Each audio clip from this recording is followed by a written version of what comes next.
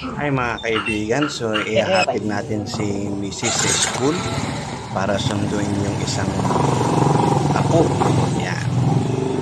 So hatid na lang natin siya para mabilis. At kasama si Bunso, walang pasok si Bunso na apo.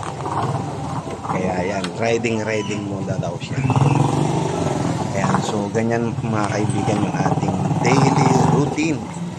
Dahil wala na po tayong trabaho, retiro na po tayo, so nagpag-alaga na lang tayo ng mga apo.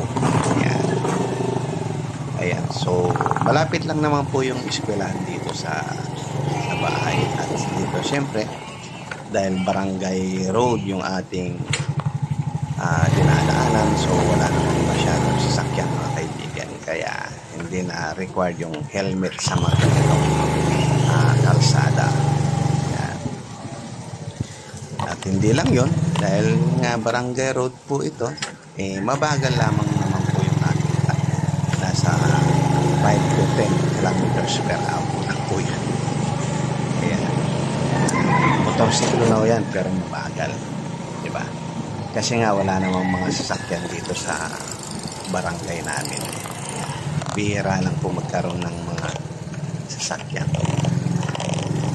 So yan po mga kaibigan ng ating daily routine. So ihatid natin si Mrs. sa school para sunduin naman yung isang apo.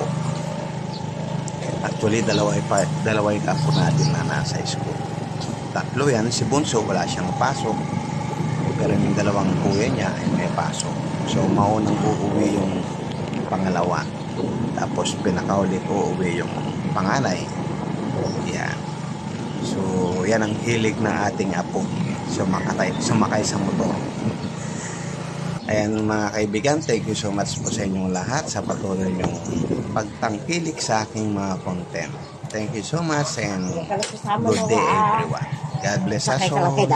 Ayan, nasa school na po tayo mga kaibigan. Saglit lang naman, malapit na kasi. Ayan. Bye-bye! So let's go. Bye-bye!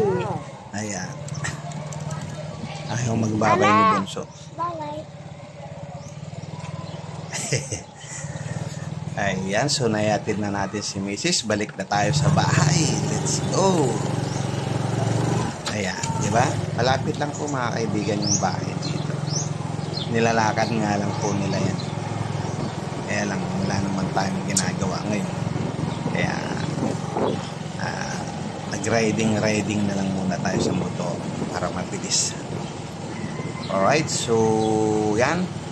Salamat po sa inyong lahat. Patuloy yung pagtangkilik sa aking mga